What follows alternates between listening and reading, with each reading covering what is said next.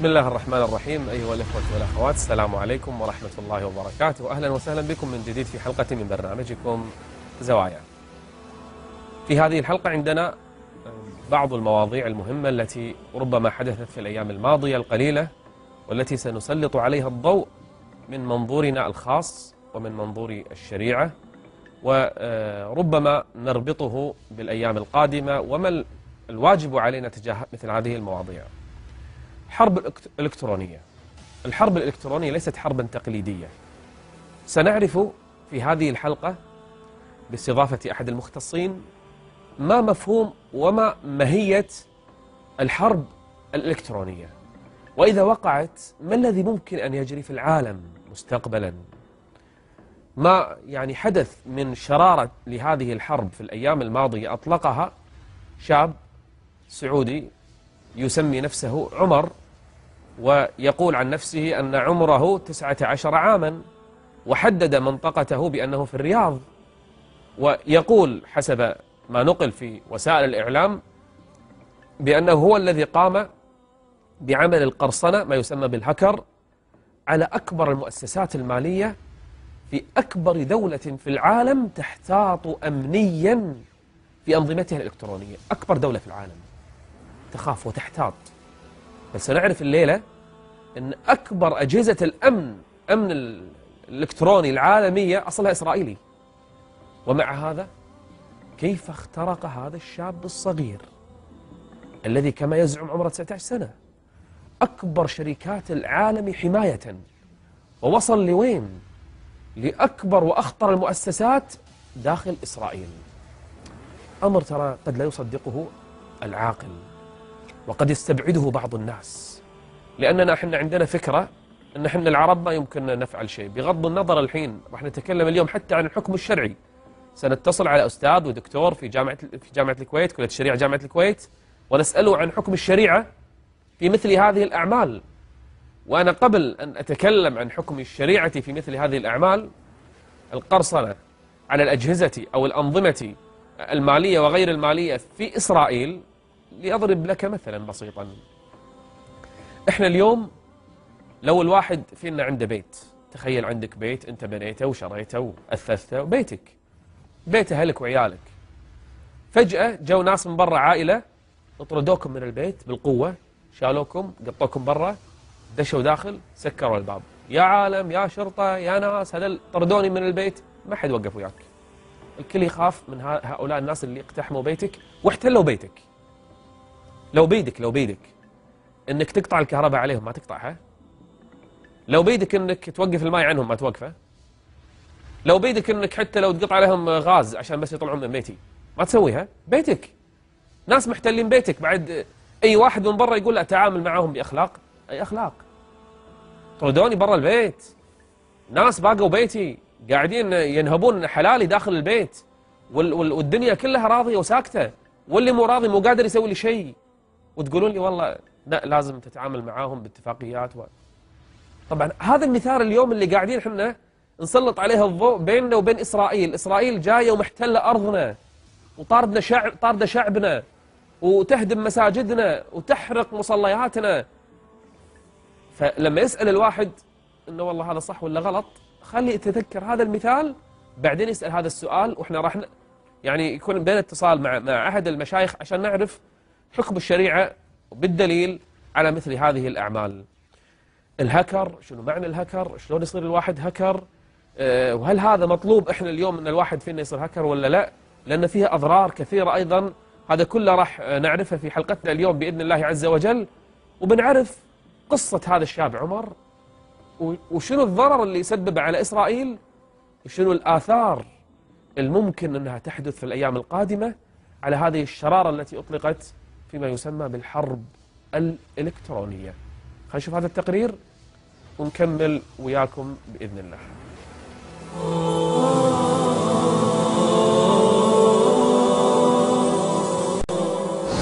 اخترقونا، اخترقنا السعوديون، إسرائيل استفاقت اليوم على قلق كبير وما يشبه الذعر لدى الإسرائيليين على المستويين الشعبي وكذا أيضا الرسمي بفعل هذه العملية. اتصل بي شخص وقال لي إن اسمي موجود بين أسماء من سرقت وكشفت بطاقتهم الائتمانية. تحققت من الموضوع وقالوا لي في الشركة نعم لقد وصل إليك أيضا. اختراق الشبكة هو عملية إرهابية ومس بسيادة الدولة وإعلان حرب وسنرد بقوة عليه. في البنك الأممي نحن نستبدل البطاقات، فتحنا طوال الليل، أرسلنا رسائل للزبائن بأننا قادرون على السيطرة على الموضوع حتى نقوم بتهدئتهم. طاقم من عشرات الموظفين يرد على الاتصالات الهاتفية، لكن كل بيانات الجمهور الإسرائيلي، الفيزا كارد، الاسم، التليفون، رقم البنك، الرقم السري، رقم الحساب، عرضها عمر السعودي، قال للعالم خذوا فيزا، ولكل اللصوص في العالم إذا أردتم استخدامها استخدموها. اتصلت بأمي وهي في حالة هلع بعد نشر القائمة الثانية وقالت لي إن اسمي موجود فيها. اتصلت بالشركة لألغي البطاقة وانتظرت طويلا جدا لأن الآلاف يتصلون. كل يوم أفحص إذا تم استعمال بطاقتي وأشعر أني لست محميا في أي مكان، فقدت خصوصيتي ومعلوماتي الشخصية. للمرة الثانية وللمرة الثالثة دخل الهاكر أو المسمى بالقرصان عمر السعودي وشطب الفيزا كارد بالنسبة لأكثر من بنك إسرائيلي. أصنف ما قام به الهاكر في إطار العمل الجنائي. تسلل إلى عشرات المواقع خلال أشهر ونشر التفاصيل. هم ماذا يفهموا عن العرب؟ يعرفوا أن العرب مجموعة من المتخلفين لا يستطيعون الوقوف على حافلة باص بالدور. يقولون العرب مجموعة من المتخلفين وهم يفاخرون شارون، نتنياهو، باراك. نحن في الهايتك. في الهايتك اليوم هاكر عربي، حتى أولاد يتمكنوا، كما نذكر قبل 5 سنوات أو أكثر، أولاد فلسطينيون صغار تمكنوا من اقتحام وزارة الدفاع الإسرائيلية والكنيست وحكموا بالسجن. الهاكرز السعودي المزعوم نجح في الوصول لصفحة نائب وزير الخارجية الإسرائيلي داني ألون وكتب عليها: اعتذر يا داني، لست رجلا ولا يمكنك وقفي.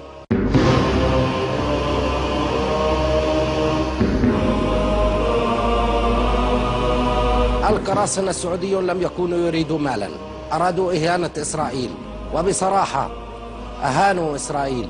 أهانوا إسرائيل.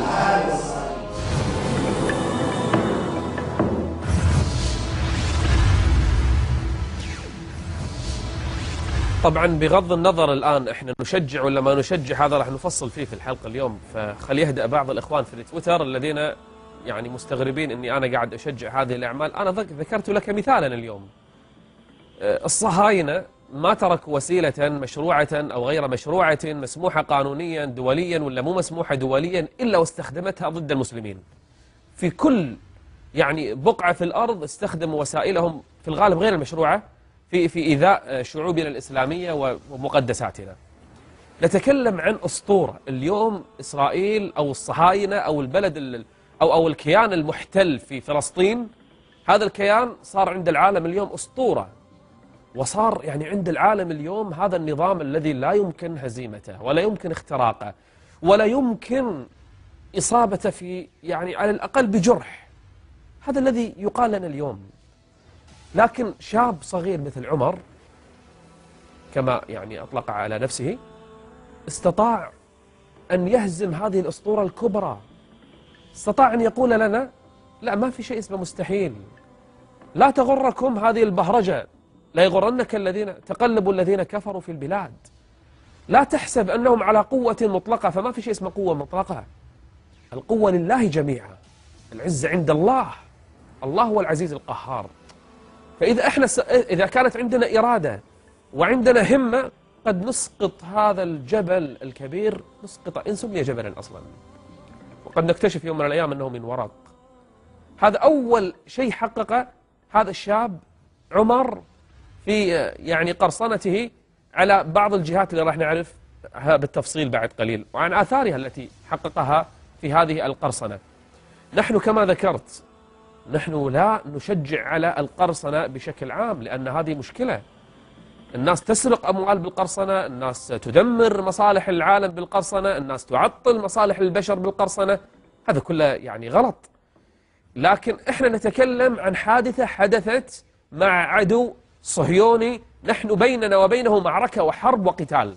ومع هذا عمر السعودي التزم بأخلاق المسلمين كان يقدر يسحب من بنوكهم مليارات، كان يقدر يصير ملياردير ترى في زمانه، ويسحب اللي يبيه ويروح ويختفي ولا حد درى عنه، لكن التزم بأخلاق الإنسان العربي والمسلم، وبين لهم ترى أنا ما أخذت ولا فلس ولا ريال ولا شيء من عملاتكم، ولو أبي أفعل، لكن مجرد أريد أن أبين لكم أنكم لا تستطيعون أن تقفوا حتى أمام شبابنا وصغارنا لو صدقت النيات والهمم.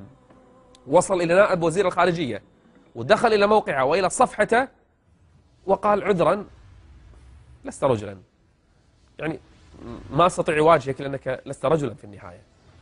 يقصد الرجولة الحقيقية ليست الذكورة.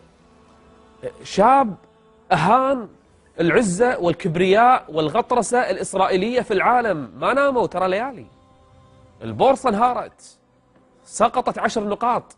تخيلوا يعني إخوان، البنوك والناس في ذعر، وهذا الإنسان سرق في الفيزا، الكروت، البطاقات الائتمانية، فعل ما فعل، لكن ما أخذ دولارا. هو في النهاية ما أراد أن يأخذ شيئا لنفسه، ولم يرد أن ينتصر لنفسه أصلا، وما أراد حظا من حظوظ الدنيا، لكن في النهاية أراد أن يبين لنا ترى هذا الوهم الكبير اللي تسمونه إسرائيل، ترى نستطيع بجهد بسيط أن نسقطه ونحطمه. إسرائيل الآن تهدد بحرب إلكترونية، تهدد بحرب شاملة، تهدد برد كبير وشامل. سوف نعرف لو فعلا بدأت إسرائيل أو دولة أو الكيان الصهيوني الذي لا يستحق أن يكون دولة أصلا، ليس بدولة هو، هذا الكيان الصهيوني المحتل، لو بدأ بحرب شاملة كيف نستطيع أن نتصدى لهذه الحرب وما هي الأضرار؟ لكن قبل هذا نبي نعرف الحكم الشرعي بمثل هذه الأفعال، لأن في ناس عندهم الورع زايد فقاعدين يستنكرون شلون ترضون لفعل غلط. أصلا الهاكر ناس يعني مو زينين، كيف ترضون بالغلط حتى لو مع الصهاينة؟ في ورع بارد عند بعض الناس. نبي نعرف رأي الحكم أو الحكم الشرعي في مثل هذه الأعمال. معنا الدكتور شافي سلطان العجمي، أستاذ في كلية الشريعة والدراسات الإسلامية وعضو تجمع دعاة الكويت. حياك الله معنا دكتور. شيخ شافي، يا مرحبا، حياك الله. الله يبارك فيك شيخنا. يا مرحبا واهلا بكم. الله. شيخنا، في جزئية يتساءل عنها الكثيرون اليوم، فعل الشاب عمر إن صدقت الرواية في أنه اخترق أجهزة وأنظمة مالية ومؤسسات مالية كثيرة في إسرائيل أو ما يسمى بإسرائيل، وسبب لهم مشكلة كبيرة وخسائر مالية عظيمة مع أنه ما سرق شيئا لنفسه. حكم شرعا هذا؟ بسم الله الرحمن الرحيم، الحمد لله والصلاة والسلام على رسول الله، أما بعد. فعلاقة المسلمين بالصهاينة هي علاقة حرب، وهم محاربون لله ورسوله وللمؤمنين، وقد اغتصبوا بلاد المسلمين في فلسطين وأخذوا أموالهم وشردوهم وآذوهم في أديانهم وثقافتهم وعقولهم. فجهادهم واجب، جهادهم بالنفس وجهادهم بالمال. والنبي صلى الله عليه وسلم لما حاصر يهود بني النضير حرق نخلهم، فقال اليهود إنك يا محمد تدعو إلى السلم، فكيف تحرق النخل؟ فأنزل الله سبحانه ما قطعتم من لينة أو تركتموها قائمة على أصولها فبإذن الله. وفي البخاري ومسلم عن ابن عمر أن النبي صلى الله عليه وسلم حرق نخل بني النضير وقطع. وهذا الحديث نص في مسألة جهاد المحاربين بالمال، وجهاد الكفار المحاربين بالمال له صور متعددة. يعني عفوا شيخنا يعني هل يعتبر هذا الفعل نوع من أنواع الجهاد في سبيل الله؟ لا شك، هذا من الجهاد الواجب وليس الجهاد المستحب، هذا يعتبر من الجهاد الواجب. أما الذين يقولون أن هؤلاء ليسوا بمحاربين وأن الذين يحملون السلاح هم المحاربون، فهؤلاء ابتلاهم الله سبحانه وتعالى بالحماقة مع الجهل ورقة الدين. فكل من استولى على بلاد المسلمين من الصهاينة فهو من المحاربين، سواء كان امرأة أو كبيرا أو صغيرا، ولا يشترط أن يحمل السلاح ما دام أنه استولى على بلاد المسلمين وبنى عليها بنيانا أو بنكا، فإن إزالة هذا البنك أو التضييق على هذا البنك أو الدخول على حسابات هذا البنك من الجهاد الواجب. شيخنا ما رأيك بمن يقول أن بيننا وبينهم صلحا وبيننا وبينهم عهدا فلا يجب نقضه؟ لا شك أن هذا العهد الذي أبرمه بعض الناس مع هؤلاء الصهاينة عهد باطل، لأن من شروط الصلح الذي يقام بين المسلمين وبين اليهود أن يكون لمصلحة المسلمين، وأما الصلح الذي يقام بين السلطة الفلسطينية وبين الصهاينة فهو لمصلحة الصهاينة وليس لمصلحة المسلمين. هذا أولا. ثانيا نحن ليس بيننا وبين الصهاينة الصلح، حتى لو قلنا أن الصلح الذي أقامته السلطة الفلسطينية فهذا الحكم لو قبلنا به يكون خاصا بين السلطة وبين الصهاينة. أما علاقتنا نحن المسلمون بهم فهي علاقة حرب، يجب أن نحاربهم بالمال والرأي والنفس، وما فعله هذا الشاب من الدخول على حسابات هؤلاء المحاربين من الجهاد الواجب الذي يجب أن ينصر ويؤكد ويزاد منه. نعم. ونبتكر الطرق الجديدة التي تضيق عليهم، لأنهم لم يفتروا في تلبيس على المسلمين والتضييق عليهم في دينهم وأموالهم. إذن عفوا دكتور، في نهاية اللقاء هي دعوة صريحة منكم شيخنا لمن يستطيع أن يؤذي الصهاينة في فلسطين بمثل هذه الطرق، فإن الباب مفتوح وهو من الجهاد في سبيل الله. لا شك من استطاع أن ينصر إخوانه المسلمين بأي وسيلة نافعة مباحة فهو واجب عليه. أشكرك دكتور شافي سلطان العجمي، أستاذ في كلية الشريعة والدراسات الإسلامية، شكرا جزيلا على هذا التوضيح الشرعي. وأنا أشكر حتى بعض المعارضين يبقى رأيهم، لكن هذا رأي الشرع، ولنا أيضا وقفة مع هذا الموضوع، موضوع الهكر والأمور الفنية، ومتى يسمى وكيف يكون الشاب يعني قد سمي بهذا الاسم، وماذا فعل حقيقة الشاب عمر، وكيف أثر في دولة أو الكيان الصهيوني، وكيف زلزل يعني عروشهم الأمنية والاقتصادية. خلكم ويانا لكن بعد الفاصل.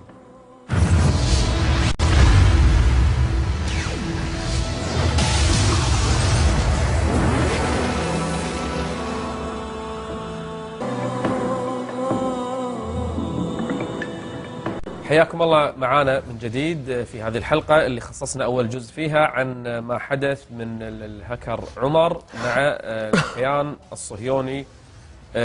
معنا ضيف في هذه الحلقة الأخصائي أمن المعلومات الأستاذ عبد الله يوسف العلي. حياك الله معنا. حياك الله يا مرحبا. أستاذ عبد الله أبو يوسف، الحادثة اللي حدثت والناس سمعوا فيها، في ناس قد تكون ما عندها خلفية كبيرة في الموضوع. شنو سوى عمر أو من سمي بعمر في الكيان الصهيوني؟ عمر باختصار يعني فاجئ العالم في تقريبا في الأسابيع اللي فاتت إن بنشر تقريبا أكثر من 400,000 كريدت كارد بكامل تفاصيلها من 3 بنوك إسرائيلية، بنك لأومي وآرخي وأستار. هذه من أقوى البنوك الإسرائيلية، وهي يعني تعطي حتى ائتمانات ومصرفية وكذا. فهو حسب كلامه أنه اخترق هذه الثلاثة، زائد موقعين أيضا في الانترنت يقدمون خدمات للمتدينين الصهاينة حول العالم، يبيع لهم ملابس والشموع وطريقتهم كذا. فنشر معلوماتهم بكامل تفاصيلها، تقريبا 400,000 كريدت كارد أغلبها فاليد شغال، نشرها كاملة تحتوي جميع التفاصيل، الاسم، الرقم السري، الاسم الكامل، العنوان السكن، حتى الرقم المدني، جميع تفاصيل، يعني غير الكريدت كارد هذه. هذا على البنوك الرئيسية، وهذا أثر على البورصة. طبعا أكيد راح يأثر على القطاع الاقتصادي بالكامل. اقتصاد. طيب فعل عمر هذا أنا سمعت حتى دش على مواقع رسمية أخرى يعني غير مالية بعد، دش عليها وهددهم بأن يستطيع أن يقتحم أغلب الأجهزة الصهيونية. هو في البداية عمر هو فرد من المجموعة كانت تسمي نفسها اسمها اكس بي جروب، وبعد ما اخترق وصارت عليها حملة طبعا أخذتها إسرائيل بطريقة رسمية جدا، ونائب وزير الخارجية رجل دبلوماسي عنده بروتوكول لما يهدد الشخص هذا بالقتل وانه راح يستعمل هدد بالقتل ويستعمل معاه جميع واعلن انه هو ارهابي ويجب قتله والتعامل معاه فهو ما يتكلم من فراغ. طيب عيل كبير، عيل يعني عمر الله يحفظه اثر عيل في الصهاينه تاثير كبير. طبعا تاثير كبير، وفي تاثيرين، تاثير اقتصادي. هو قال اصلا يعني هو في نوع من الهاكرز يسمون نفسهم الهاكتيفست، اللي هم يقول ما نخترق لانفسنا او لاثبات شخصيه كذا، احنا نخترق يعني من اجل ريزن، من اجل سبب، عندنا مبادئ نخترق من اجلها. هو قال هذا الكلام في احد خطاباته، وقال ان انا اخترقت القطاعات المصرفيه هذه الصهيونيه تو انسلت اسرائيل، لاهانه اسرائيل اللي سوته يعني في فلسطين وكذا. ايضا يقول انا ابي ان ال 400,000 هؤلاء اللي انا نشرت بياناتهم كدفعه اولى، هو قال انا عندي 1.5 مليون اللي هي تقريبا نصف الشعب الاسرائيلي ب3 مليون تقريبا. فقال عندي اسامي الاحياء والاموات، حتى حسابات الاموات موجوده، يعني قال عنده اولادهم وعيالهم ومناطقهم وسكنهم. فهو اختراق مصرفي للحسابات البنكيه، زائد اختراق كبير للخصوصيه. ويقولون على قولتهم، يقول لك يهودي يعني اذبحها ولا تبقى فلوسه. فيعني اثر بالنسبه لهم المال اهم شيء في طبعا الناس يمكن تستغرب شاب بهالعمر يهدد الكيان كله بقطاعات المصرفيه كلها والاحياء والاموات منهم، وقاعد يهدد بان هذا ولا شيء من اللي انا اقدر اسويه. صحيح. وانا اقدر اسوي اشياء ما تتخيلون شنو اقدر اسوي. يمكن حتى الاجهزه الامنيه بكره قد يخترقها، المفاعل النووي قد يخترق اجهزه الالكترونيه ايضا. هل ممكن او يتصور حسب المعلومات الفنيه اللي عندكم تقنيا، هل ممكن شاب بهالعمر يخترق كل اجهزه الحمايه هذه ويدش؟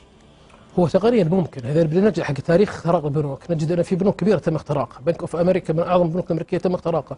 بوست بانك قبل 3 ايام اخترق وسحبت منه تقريبا 7 مليون دولار. 3 ايام قاعدين الهاكرز داخل الشبكه. عندك بنك HDFC في الهند ايضا اخترق، وهذا وضع جميع المعلومات يعني في التورنت، اي واحد ممكن يسحبها. في شركات عملاقه، في فيروس قاعد سنه كامله في المفاعل ابو شهر النووي الايراني. في فايروس اسمه بعد دوغو ثاني جلس في المفاعلات يسحب المعلومات. يعني الحرب اذا صارت الكترونيه لها اثار كبيره. زين، هذا نقطه مهمه جدا. الحين اسرائيل تهدد طبعا هذا الكيان النجس القذر اللي نسال الله ان يجتث من الارض، يهدد الان بحرب الكترونيه، واظن اكبر شركات الحمايه في النهايه اسرائيليه، حمايه الانظمه هذه. طيب لو صارت حرب الكترونيه بين اسرائيل وبين الخليج، السعوديه في مقدمتهم او الدول العربيه بشكل عام، شنو المتوقع انه يصير مثلا؟ شنو الاثار اللي ممكن تصير؟ طبعا راح تكون اثار عملاقه كبيره اذا كانت الحرب يعني الكترونيه رسميه بين الدول. صارت نشوفها في روسيا مع جورجيا لما اقتحمت الدوله اللي بينهم استونيا اعتقد. فروسيا عطلت جميع القطاع الاذاعي والتلفزيوني والمصرفي وشبكات الموبايل. دوله جورجيا كلها صار لها يعني سويتش اوف عن العالم، ما يقدرون ياخذون اي مصدر من مصادر لان متفوقه روسيا على جورجيا الكترونيا. طبعا يعني حتى اصلا في قنابل الكترونيه يعني مرات تلقى، يعني تسكر الاجهزه، تسكر اجهزه الموبايل، تسكر يعني الحين كنا قاعدين نقول حق شبابنا يا شباب خلكم مستعدين، اعدوا لهم الكترونيا ايضا. طبعا أكيد. اذا كانت في حرب قد توصل للمفاعلات النوويه. قلت قبل شويه ابو شهر وصل المفاعل النووي. طبعا في فيروس اللي هو ساكتس اعتقد اسمه، قاعد تقريبا سنه كامله تو اكتشف واثر وعطل المفاعل في فتره معينه. مثل ما قلت لك يعني جورجيا مع روسيا، فالحرب الالكترونيه لها اثر كبير. طبعا راح يكون القطاع المصرفي الحين خاصه في السعوديه يتعرض لهجمات. هو يتعرض، انا كلموني بعض الشباب يشتغلون في البنك ان في هجمات يعني قاعد تصير على البنك، هجمات حجب خدمه، قطع اتصالات. يجب اعتقد على المؤسسات المصرفيه العربيه، المؤسسات الحكوميه ان تكون على اتم الاستعداد، تحط اجهزه متقدمه، اذا جهاز يبي له تحديث تحدثه. اكيد دام انه في تهديد الحين، يعني طبعا يفترض انه في استعداد. لازم اكيد لازم يكون في بوليسي. هل انت تلاحظ الدول الخليجيه بالذات على اثر التهديد الان من وزاره الخارجيه، وصل الامر لنائب رئيس وزير الخارجيه، هل في استعدادات قاعده تصير ولا؟ هو على المستوى الرسمي ما اعلن شيء ولا اعلن اي استعداد. ما شفت اي تصريح رسمي لاي دوله خليجيه انها اعلنت انها مستعده او ان البنيه التحتيه ثابته ومستقره. اصلا اكبر مصيبه الحين في قانون في امريكا اسمه قانون سوبا. القانون هذا راح يفرض الرقابه على الانترنت. اعلن عن الكونغرس انه راح يطرح للتصويت. قامت مجموعه من الهاكرز اسمها انونيموس، وهي مجموعه عملاقه جدا وتمتلك يعني قدرات هائله. هذا البارحه بإيقاف موقع البيت الأبيض ووزارة العدل بجميع خدماتها وموقع الFBI وموقع اسمها RIAA، بس عشان لا يصوتون على رقابة الانترنت. مشروع الرقابة على هذا قبل 3 أيام هجمات متواصلة، المواقع كلها أوفلاين. أمس أعلن لارث سميث اللي هو رئيس لجنة التشريعية لهذا القانون بسحب القرار نتيجة الضغط على بالإلكترونيا يسحبون قرار في الأمم المتحدة أو في الكونغرس. الكونغرس طبعا. نعم. يعني الشباب اللي داشين في هذا المجال أو اللي عنده خبرة أو مقتدر في قضية الهكر، المشكلة الشباب قاعد يدشون في سرقة إيميلات، في سرقة أموال، في كلام للأسف محرم شرعا وفعل تخريب حتى في بعض الدول. صحيح. ليش ما نوجههم على الأقل مهاجمة الصهاينة اللي عندنا؟ صحيح. هو هذا يحتاج وعي، يحتاج أن المؤسسات الحكومية، أصلا في جميع المؤسسات الحكومية العالمية فيها ديبارتمنت كاملة أو إدارة كاملة بس متعلقة بالسايبر كرايم وبالتحقيق الجنائي وبالحرب الإلكترونية والحرب الفضائية. دائما يعني أنا ما أتوقع في الدول الخليجية فيها، الوحيدة الإمارات اللي فيها يعني مركز حق أمن المعلومات كقطاع حكومي يعني. طبعا أستاذ عبد الله يوسف العلي، اخصائي امن معلومات، حياك الله. نشكرك شكر جزيل طبعا على انك كنت ضيف معنا. انا في معلومات استفدت منها حقيقه في هذه الحلقه. طبعا الموضوع كبير جدا وقد يعني نطرحه بعدين باذن الله عز وجل يعني في حلقات مستقله، لان احنا مو على التشجيع مطلق، لكن قد نوجه هذا العمل الى بعض الاعمال التي تخدم دين الله سبحانه وتعالى وترد اعداء الله عز وجل عن هذه الامه. على الأقل يعني إذا كان الشيخ شافي يرى أن هذا واجب مع إسرائيل، على الأقل من باب تحصين هذه الأمة، يفترض أن فيها أنظمة حماية متطورة، شباب على الأقل إذا كانت الدولة ما تجند الناس لازم على الأقل تستعد لمعركة قد تصل إلى أن تتعطل الأسلحة النووية في الدول وتنشل الحياة. أستاذ عبد الله، الاتصالات، المواصلات، التلفزيون، الإعلام، المستشفيات تعطل كلها على أنظمة المستشفيات. طبعا أكيد. يعني أنا أستطيع أن أقضي على دولة قضاء كامل إلكترونيا وأنا قاعد في البيت على جهاز الكمبيوتر. هذا من باب الإعداد لهذه المعركة اللي قد تكون يعني قادمة بين المسلمين وغيرهم من أعداء الله سبحانه وتعالى، وهذا من باب الاستعداد. أشكرك مرة ثانية شكر جزيل أخوي أبو يوسف. خلكم ويانا نرجع إن شاء الله بعد الفاصل.